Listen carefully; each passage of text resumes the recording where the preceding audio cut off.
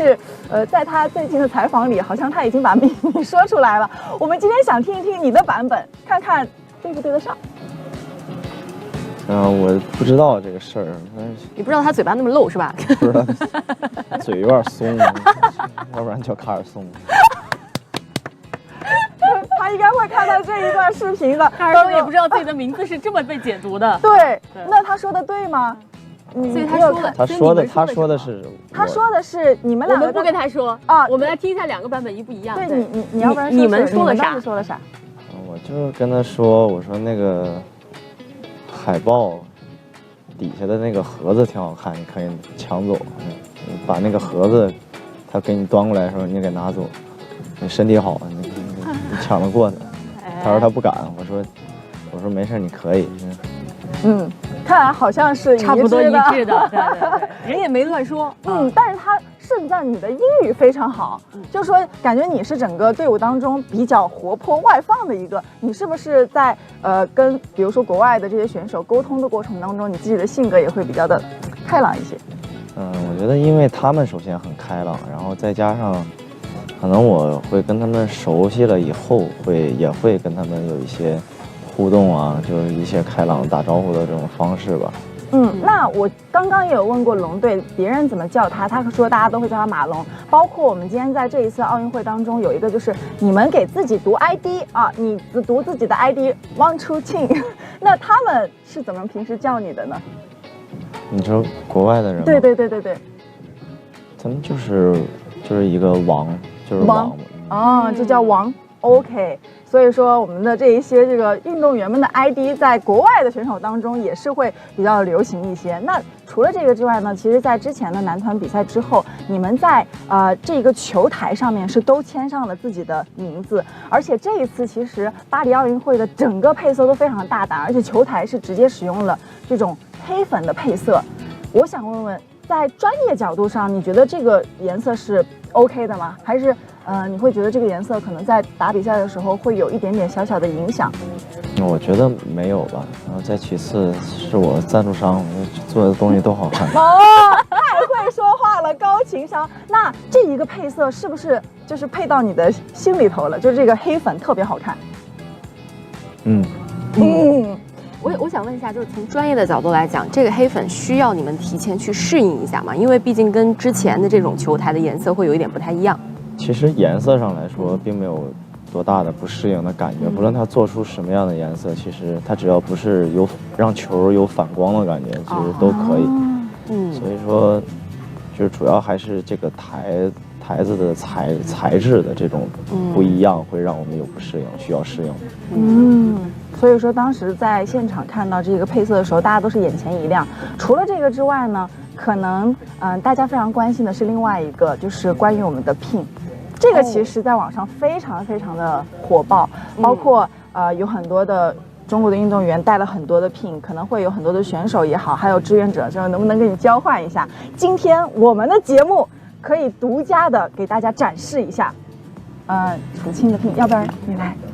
可以给大家介绍一下吗？我觉得好好看啊，可以对着这个自拍的机位。对，这个可以先跟大家分享一下，就是每一次大赛的时候呢，都会有这样的一个徽章，然后运动员之间，特别是就是我们和比如说别的国家的运动员之间，我们都会去换这个 pin，然后包括有一些赞助商的，包括有一些电视台的，然后这也是一个交流的过程。这次大头有收集到哪些 pin 呢？跟我们分享一下。这个其实是因为有的时候我们会有自己的保障营，是在村子的外面。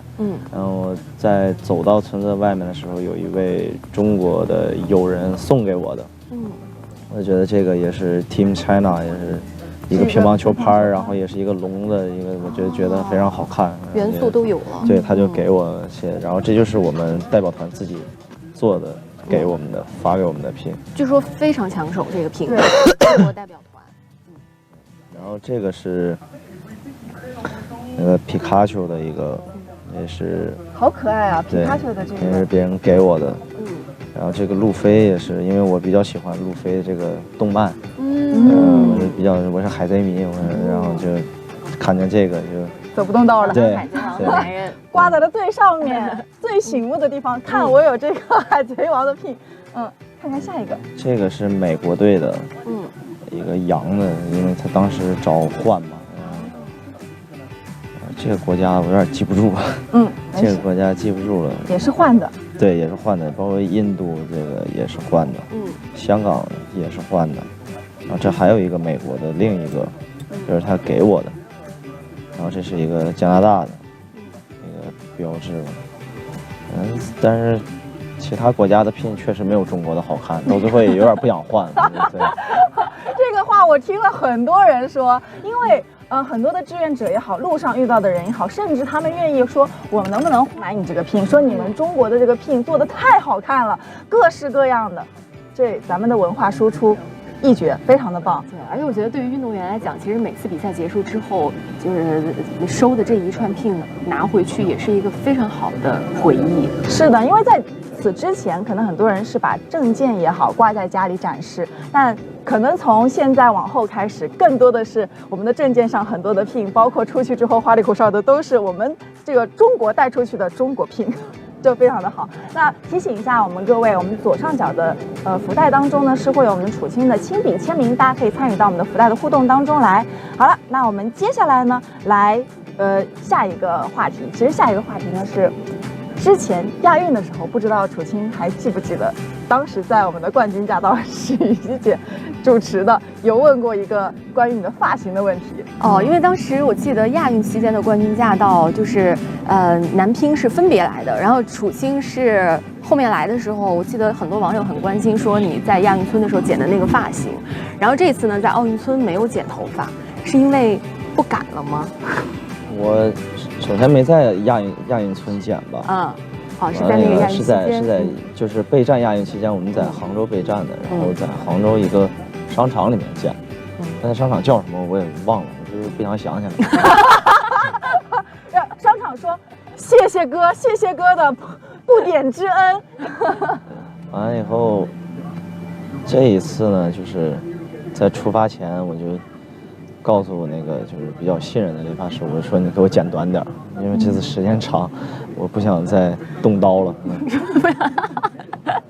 不想再动刀了。但其实很多人都在说你那个亚运的那个发型特别的可爱，就是不同的感觉了。其实是，那除了这个之外呢，我们在之前有问到过龙队，龙队他说他的性格就是会比较的看起来好像比较乖，但其实内心当中没有那么的乖，会有一些小小的叛逆的成分在。我想问问楚青，你觉得你自己是看起来怎么样，实际怎么样呢？我觉得我看起来乖不乖也不是我定的，就是别人看他们怎么想了。但是我内心来说，我也一些明面上的规定我会去遵守吧，但是其实也是自己比较有主见。我记得之前看那个大头的那个采访的时候，你有说过，就是小的时候打球一输就哭嘛，然后后来就不了。你记得上那个时间节点是什么时候吗？在进国家队之前的1-2年前吧。那会儿还是比较容易情绪比较容易失控，就感觉打着打着就要哭，就是那种感觉。打着打着就要哭是为啥呢？就是感觉就想赢嘛，就特别想赢，然后对手可能打得好点，自己没打上俩，或者说对手，其实那会儿打输打好还好，我觉得最多就是自己接受不了别人的擦边，就这种幸运球自己接受不了，所以就会容易比较崩溃，就会容易哭吧。所以就是进了国家队之后，然后就没有这种了，就比较成熟。对，也不知道为啥就不哭了吧，就是可能慢慢长大了以后就泪腺没那么发达了。那也是早熟，确实，因为确实加入国家队之后，其实无论说是在成为我们现在的这种运动员，包括顶尖的运动员，其实压力是非常大的，要打非常非常多的比赛。那我们今天呢，其实会有一个小小的性格测试。在性格测试之前，想问问楚青，你之前有知道自己是什么样的一个性格吗？I人和E人，这个你知道吗？我就知道 I 人是内向，E 人是外向，我感觉我是 I 人。你感觉你是一个 I 人，是比较内向一点的。那今天我们有个非常简单简短的测试，我们在节目当中来看看你究竟是哪一类的性格。大头的 MBTI。对，好，那首先你通常与人容易混熟，还是比较沉静或矜持？第二个，比较沉静或矜持。你有过那种很容易就和别人混熟的时期吗？小一点的时候。小时候是大概是几岁前？11、12岁前。11、12岁前。那在一大群人当中，你通常是你介绍大家认识，还是别人介绍你？别人介绍我。如果是比如说你自己传的一堆朋友聚会，然后来了新人呢，你会是去主动张罗的那种，还是也是等着别人来介绍？我会让旁边的人去张罗那个人。就是如果是那个聚会是你传的，你也得专门安排一个人，就旁边有艺人替打开这个局面。那个人是谁？通常来讲，如果是队里有这么一个角色的话，刘丁硕。刘丁硕，你的好兄弟。然后大多数人会说你是一个非常坦率开放的人，还是重视隐私的人？第一个。非常坦率开放的人。哎，这个答案其实和我想的会稍微有一点不太一样，因为我知道，大头是一个坦率的人，但是我觉得你同时应该也很会想保护自己的生活，保护自己的隐私。第一个我只听到第一个比较像，对，但我是第二个开放的话倒没那么开。OK， 只是非常坦率，打个半勾，并没有非常开放。OK， 那还是 I 的系数比较高一点。那接下来一般来说，你和哪些人比较合得来？现实的人还是富于想象力的人？哎，现实的人是指什么意思？就是比较脚踏实地，没有那么天马行空，每天想象非常多的这些现实的人。所以就是你是不是比如说搞艺术、搞创作的朋友会比较少？不认识。朋友都是练体育的。对，因为圈子不会去设计那么广泛。那做事情的时候，你更喜欢按一般的方法去做，还是构思自己的想法？构思自己的想法。就是说，即便某一件事情它已经有了那种以往的人他们的1步2步3步应该怎么走的，但是你也不会去 copy 那个，你也会去有自己的一种想法，按照自己的路来走。对，开创自己的道路。那假如你是教师，你会愿意教以事实为主的课程，还是涉及理论的课程？这两个有点接近。第一个是什么？以事实为主，还是涉及理论？那就是实践和理论，我可以这么理解吗？事实吧。事实为主。S 的这个比例非常的高。那接下来，你倾向于重视情感多于逻辑，还是重视逻辑多于情感？情感多于逻辑。做决定的时候，你更看重考虑他人的感受和意见，还是根据事实衡量？考虑他人的感受和意见。你更经常会理智支配情感，还是情感支配理智？有时候都有，怎么办呢？那就一半一半。绝大多数时候呢，哪个时候是理智支配情感，哪个时候是情感支配理智？你这也说不上来，但我感觉都有这种感觉。但我感觉更多理智支配情感了。好，那接下来按照程序表做事，会合你心意，还是令你感到束缚？束缚。但是这个还蛮特别的。这个还蛮特别的原因是什么？你看，比如说你们在队里训练，特别是你的那个训练时间就是早上6点半到晚上10点半，然后才开始拉伸，这个是有一个非常你自己的严格的这个时间表的。我觉得这个其实也是，并没有说我们的训练计划就是这样，只是我自己的训练计划。那当你面临任务的时候，你会开始之前就小心组织计划，还是边做边找需要做什么？开始之前呢？还是会开始之前小心的组织计划。那你认为你是一个比较有条理的人，还是比较随性所致的人？随性。那 P 的这个比例非常的高，这是个非常简短，没有那么多问题的性格测试，所以没有那么精准。完整的测试大概就要花我们1个小时直播的时间。是的。那接下来的性格公布是 ISFP， 来看一下 ISFP， 探险家，灵活有魅力的艺术家，时刻准备着探索和体验新鲜的事物。这不就是路飞吗？有点像。听到路飞，你觉得像吗？这个探险家，对，他的这个形容挺像的。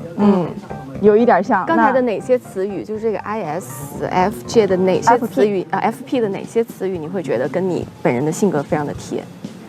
探索、体验新鲜的事物。我觉得探索吧。那我看看我们屏幕前的各位观众朋友们有没有跟楚清是一样的性格的，也可以在我们的屏幕上告诉我们。那在我们回复的同时呢，第2波的粉丝福利也同样的来到了，也希望大家可以点击我们左上角的福袋，可以获得楚清的亲笔签名照片。那接下来我们来看看今天的真相瞬间会是什么。第一个视频。其实这一块金牌对于你们来说都是非常具有重大意义的，而且我们在节目的前几期是有请到倪阿姨来到现场跟我们来聊一聊，然后她也说了她之前的陪练，包括这一个黑马的这个神秘之师，他们的这种打法，长焦打法，对于你们来说，想问问从你们的角度，能不能跟我们说说你们在面对他们的时候，你觉得最棘手的是什么？其实。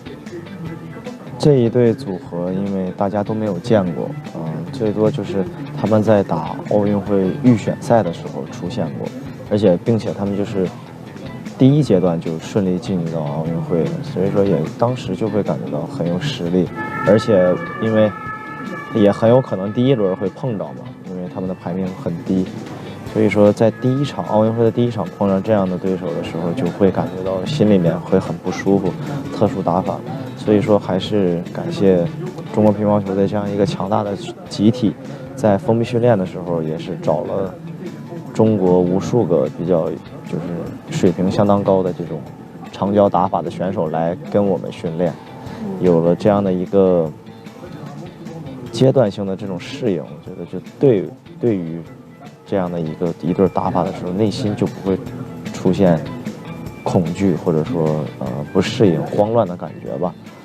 然后真到了比赛的时候呢，也是能感觉到会去有好的适应。当然也非常感谢倪老师这种在赛前陪我们训练嘛，他也是倾尽他所有，他感觉到我们不舒服的点的时候，他会让我们去再多做一板，再练一下，他去再给我们去喂一下这样的一个球，所以说也对我们的这种帮助很大。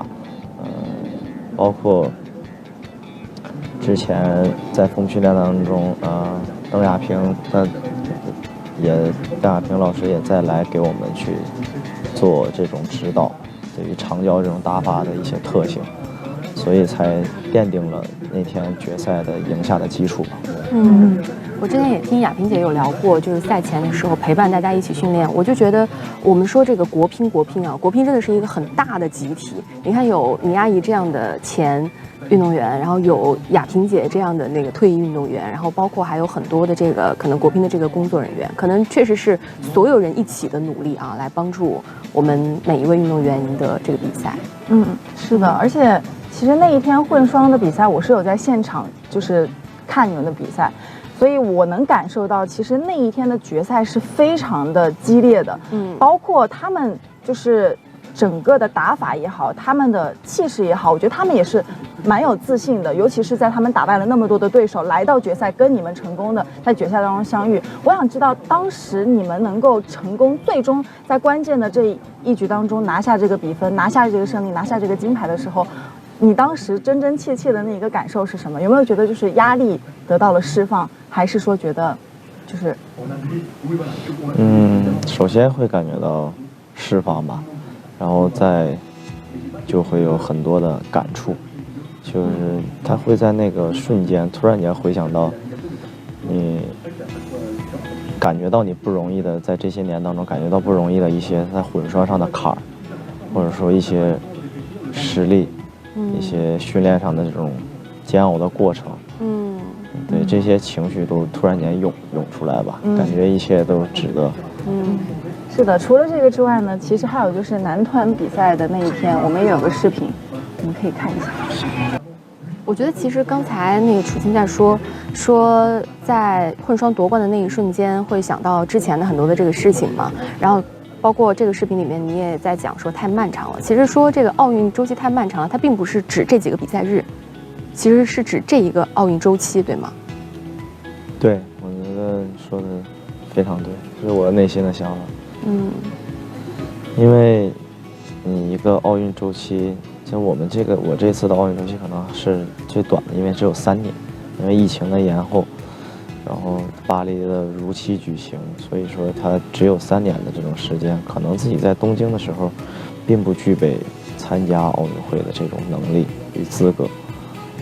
所以说在这3年当中，我们中国队的这种每一个队友都很强大，其实都具备参加奥运会的实力，因为前面的主力大家水平都差不多，可能前2名像龙哥和东哥啊会更上一些，但那一会儿的我，包括一些梁靖昆啊、林高远，我们那些人其实都是差不多的，在那一会儿。但是打到那样的一个水平，你再想去有所突破的时候，就会很难。所以说这3年，不论是从混双上的这种竞争，再从单打上的一些竞争，你都感觉付出了很多吧。也庆幸自己遇见了肖指导，他改变了我很多。我觉得这个可以展开来说一下，肖指导改变了你很多。你觉得改变最大的会是什么？首先还是对目标的渴望吧，然后包括平时在训练的量上的要求，对自己的要求，包括对业务的这种钻研，他都是让我非常敬佩的一个教练员。我觉得对于运动员来说，教练的指导和陪伴，包括在心理上的这种支持都非常的重要。那其实呢，在混双比赛结束之后，也是发生了一个小小的插曲，就是当时也有一个球拍的事件。但是我看到网上有很多的粉丝很关心你，包括发了很多很长的消息也好，或者说是信息也好，想要鼓励你。我想知道你在那一段时间这么极限的时间当中是怎么样去调整好自己的一个心态，同时有没有感受到他们的这种鼓励带来的帮助呢？其实当球拍坏了的那一刻，自己其实内心也会很沮丧，也会有一些生气也好，感觉无助的那种感觉会涌出来吧。因为刚拿完冠军，然后还在庆祝，还在手里拿着5星红旗在照相向大家致谢，挥手致谢的时候，然后那个球板就断了，因为是跟我一起拿到了很多冠军的一个主拍嘛，自己其实2个拍的差距不会很大，但是从心理上的寄托，它是一个可能是一个自己上场前一个心理的寄托吧。所以说，但是这并不是导致自己单打失利的原因吧。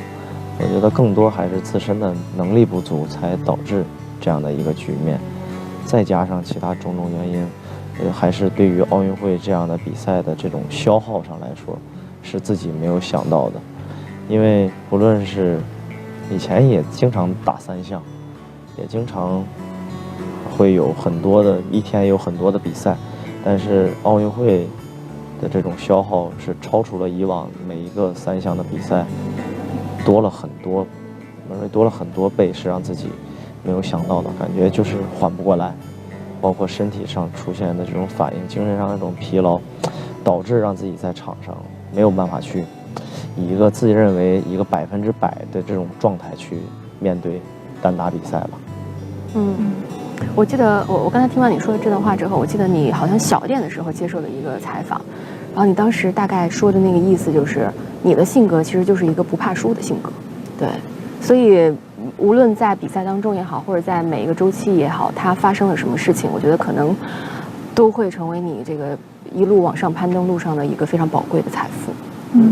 包括像之前的雅加达亚运会，当时你的这种6小时极限的成长，我觉得这一次的奥运周期对于你来说也会有很大的一个帮助，包括学习也好，还是心理上的这种经验也好。那之前的男团的比赛当中，其实决赛也是打得很焦灼。刚刚我们在现场是有采访了龙队，他说在局间的时候呢，你们也是会有一些沟通，包括因为当局者迷嘛，旁观者会在很多细节的点上可能会突然跟你说一下，突然就茅塞顿开了，突然好像知道哦原来是这样，立马可能会进行一个调整。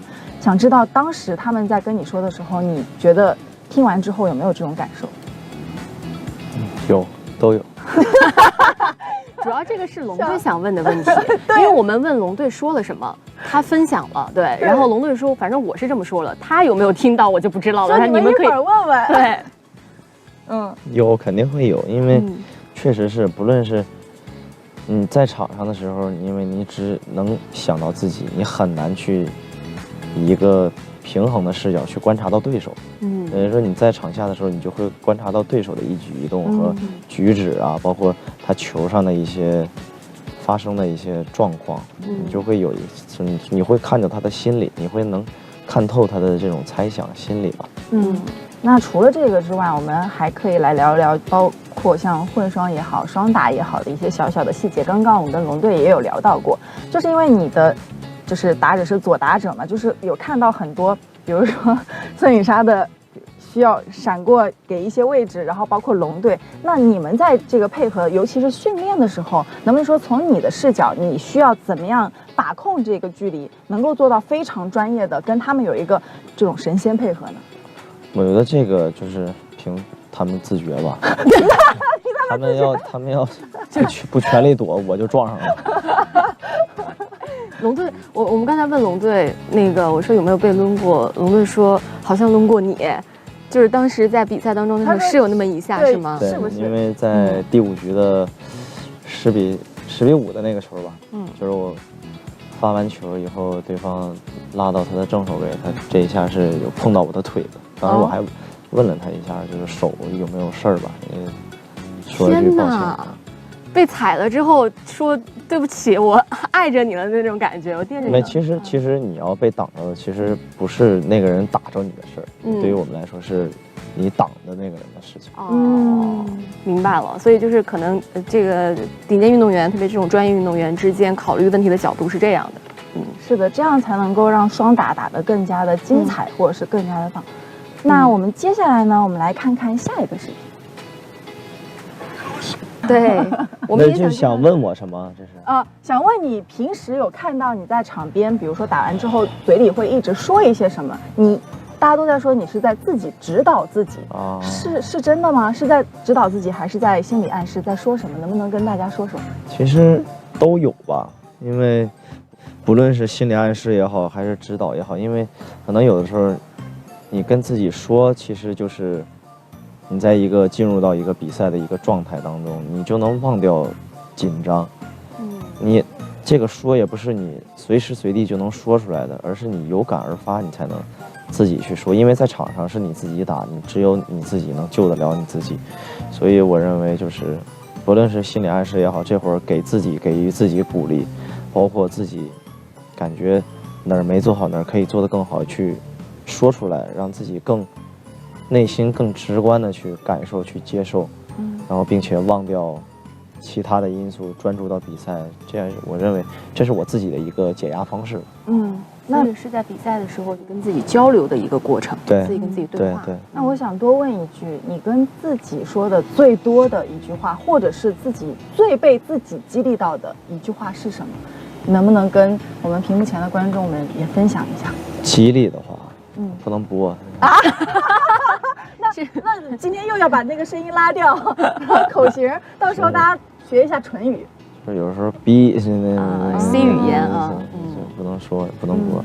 就是更多的会自己激励到自己。其实我觉得对于很多的观众来说，也很需要这个技巧。其实就是给自己一激灵啊，稍微振奋一下那一下。对，其实就是你骂一下自己也好，或者说你喊一下也好，在赛场上就会去宣泄掉不好的情绪吧，然后让你更能热血也好，能投入到比赛。其实我觉得这个咱非运动员也可以借鉴起来，就在很多这个做比较困难的事情的时候，你突然之间有一个第三个人对自己跳出来，然后提醒一下自己，激励一下自己，鼓励一下自己，也是特别好的跟自己对话的一种方式。在人生的道路上，确实很多时候你都是要一个人去面对很多的困难。希望可以大家学习一下楚晴的自己指导自己和激励自己的这种感受和方式。那这一次其实我们的现场，刚刚龙队有提到说，觉得这次现场特别的热血，而且呢就很像足球场的感觉。就你这一次在现场是什么样的感受？尤其是这么多的国人拿着国旗给你们加油的时候，有没有让你们觉得非常的激动？首先。因为之前的一些比赛，就是不论是什么样的比赛，大家都会非常热情的来给我们加油。但是这一次可能多了些国外的球迷观众们，他们的这种，因为往常可能我们听到给我们自己加油的人就非常多，就是更多一些，但这一次可能，毕竟人家的主场来的人，又是奥运会。尤其法国那一场球吧，给自己最直观的感觉就是，一上来可能有一些旗鼓相当，或者说他们人多一些，真的国外的观众们也特别会造那种声势，对，这一些这种情绪上的这种感染特别多，会给到可能他们法国队队员很多，包括他们。给我们加油的观众们也非常的热情，也会让我们在比赛中越来越释放，越来越忘我吧。也非常感谢大家能在这种异国他乡，也让我们依旧感受到主场的这样的一个氛围。再一次感谢各位了。好，那接下来我们看看下一个视频会是什么？你知道这是你的专属 BGM 吗？专属 BGM 就是每次你的球迷们在剪你的视频的时候，他们就会很喜欢用这个音乐。啊，明白。那我不知道，他们定的又不是我定的。他们很喜欢。那如果你可以定呢？你会希望，比如说大家在剪你的视频的时候用哪首歌？我当然还是希望中文歌，这外国歌听不懂啊。比如说哪一首歌你觉得比较喜欢的 BGM？大家听好了，下次剪辑的时候是楚晴钦定的 BGM， 下次拜托一下。我比较喜欢民谣和 Beyond， Beyond 的《光辉岁月》。光辉岁月，收到了啊！下一次这个赛场的集锦，希望大家可以民谣，还有就是《光辉岁月》这一类的民谣呢？民谣是哪种或者哪首？民谣的话，吉林的风吹过，那个就别吹了。为啥不能吹？那吹太多回了，吹不动。我自己都吹烦了那个。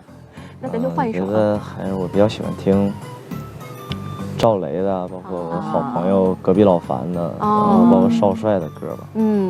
隔壁老樊可以啊，大家都已经把这个名字啊、歌单都记住了。下期的混剪的BGM 记得加入歌单。好了，那最后一个小小的问题就是。日常当中有没有自己的一些小的爱好呀？可以跟我们的大家分享一下的。台球。刚刚龙队有说到，你们两个人在休息的时候是打台球的，而且他说你特别好，都让他最后2球，是吗？那水平不行，那可就让他最后2球，他又不想输。等一下，从龙队嘴里说出来，我觉得就是楚晴特别好，对，让最后2球我们2个人可以打个平手，然后到楚晴这，那只能让最后2球了呀。非常的可爱。那确实，我们今天呢，在我们的现场，其实角落里是有一个一直在写画画，听了你的故事之后呢，想要给你来送上属于你的冠军真相，也是我们的插画老师，看看他这一次为你画的是一幅怎样的插画。来，请我们的插画老师来谢谢介绍一下这幅画的。算送给你的一个礼物吧，也是画的在球场上，然后背景就比较抽象，参考了那什么围棋少年、神厨小当家那种花一样的放招。下次对，但是您画的这个真的是很惟妙惟肖哎，就感觉看到这个就会想到那个楚晴发球的那个动作。谢谢。好的，谢谢我们的插画老师，同样的也可以给我们的观众们展示一下。真的，这个配色非常的巴黎，奥运会是多彩浪漫，怎么样？喜欢吗？喜欢。我们来拍上一张拍立得吧，就记录一下这一个时刻。我要拿着吗？对，拿着这个，来吧，3、2、1。啊，主持人已经在很努力的啊拍了啊拍出来了。我们会在这个拍立得上签上你的名字。好，那我们今天呢，其实还有一个比较有意思的环节，就是因为大家在我们的弹幕上一直在问很多问题嘛，所以我们来看看我们的网友们最想问的问题是什么。让我们有请我们的伊利热评官给我们送上网友们最关心的问题。Hello， 你好，你好，谢谢你辛苦了。打开啊，这里面没有照片了吧？我来看一下啊，说，请王楚钦讲一讲自己最怕国乒队里的谁，教练和队友都算。有怕的吗？想一下，刘主席吧。为什么呢？因为还是从小时候，包括其他前辈们，就是像龙哥什么的也都怕，所以也自然而然这传承也跟着怕。哦，明白了，这龙哥也怕刘主席。你要有气场，确实有气场。就他在那儿一坐的时候，是不是就会？他乐的时候还行，他不乐的时候，你确实不太敢说话。可是那个昨天，可是那个之前刘主席是给了你一个很大的这个拥抱，然后还有包括他颁奖的时候，对，因为赢了嘛，抱一下也可以吧。那会儿不能再严肃。其实可能就是表面上他是非常严肃，但内心是真的非常的爱护你们所有的这些队员们。好，那再一次感谢我们楚钦的分享，也感谢我们的伊利热评官为我们送上的精彩内容。伊利2024年奥运会中巴黎的回忆。其实我觉得对于很多的运动员来说，拍照可能赛场上非常的多，是的，但是跟这种城市的风景也好啊，地标也好啊，其实机会并不是非常的多，所以我们也希望借着这个机会跟楚钦一起在这儿留下你的美好的回忆，属于巴黎的瞬间。是的。那我们接下来呢，就可以移步到我们的草坪上，我们玩一个小小的游戏，这边可能会进行一个场地的一个布置。来，刚刚龙队在我们的现场呢，小心台阶，也是玩了这一个小小的游戏。有请。这个游戏需要你从，不对，这个这个可能拍子你们用着都会非常的不太那么习惯，对，需要你从这个洞当中把球打进去。你猜刚刚龙队失了多少个球？失了多少个球？2。不是，你先试试看。但是万一我们那个捡过呢？这样是吧？刚刚龙队说给我们红包啊，然后说这个让我们捡一下，一击即中。对，一击即中。你今天是不是要试一下？来吧，试一下吧。这玩意儿，哇，对，找感觉。这个不太容易，因为它首先这个拍子你们用着肯定是非常不习惯的，然后其次呢，这个小圆圈又很小。来，麻烦我们的工作人员帮我们。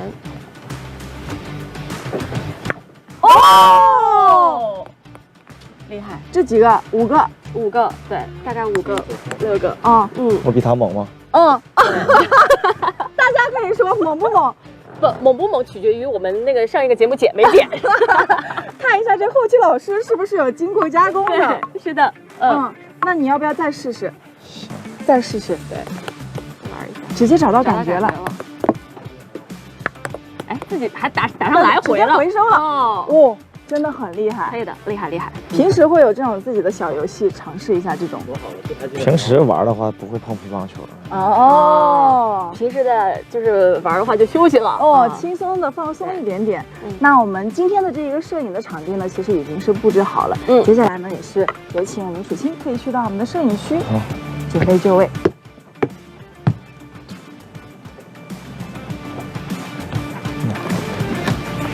坐着是吧？对。现在大家在我们的屏幕上看到的就是楚钦在我们的露台上，一起跟铁塔合影。主要是这个阳光有点太刺眼，有一点睁不开眼。散光了都快，我操！哎，话筒对，我们其实可以把话筒要不要摘下来？对。话筒要摘吗？可以的，可以摘，对，可以的。好，我们稍事的然后变成那个台上班就吃。好。这两边这个白这个在好的，那我们来看看现在拍摄的楚清喜欢什么样的角度？平时拍照有喜欢左脸右脸的说法吗？平时不拍照。好的，因为趁着这个机会，咱多拍一点。对，咱多拍一点。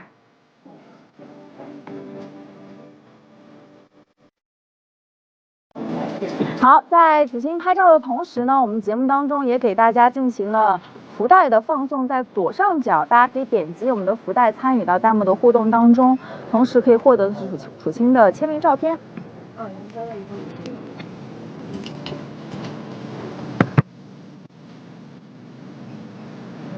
这个时候大家可以截屏啊，把视频、照片都给我们录下，然后用上刚刚他说的那几个 BGM。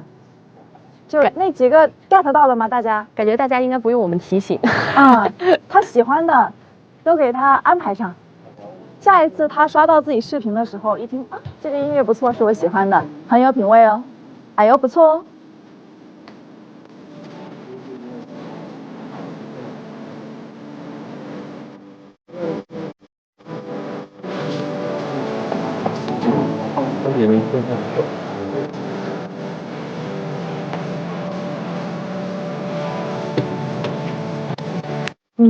可以多来几个 pose， 毕竟平时拍照确实不多，在这儿一定要给多几个 pose 的机会。我替弹幕上的各位说出了大家的心声了。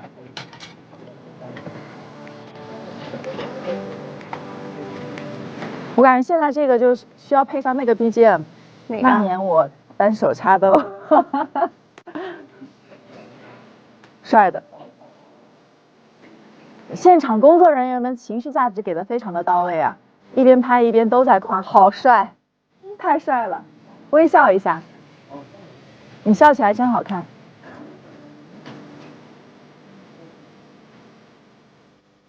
欢迎老师一直在给情绪价值，这张真的很好看，笑起来特别好看。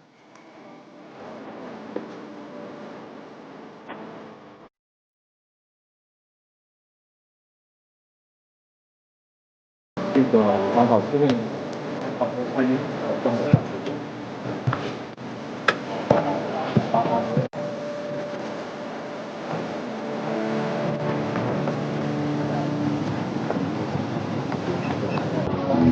好，那我们接下来好像里面这一件衣服也是需要展示和拍摄的。对，这个纪念 T 非常的有纪念意义。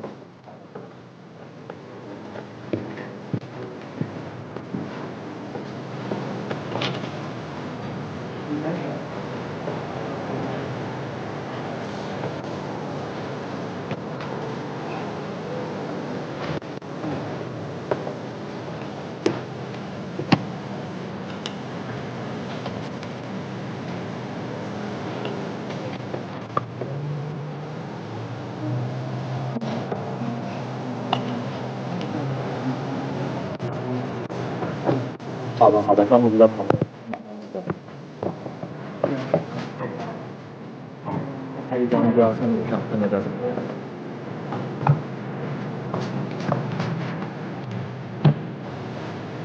先往自己往自己。好。那我们来看你，你这个号再看一下结束吧。好，开始。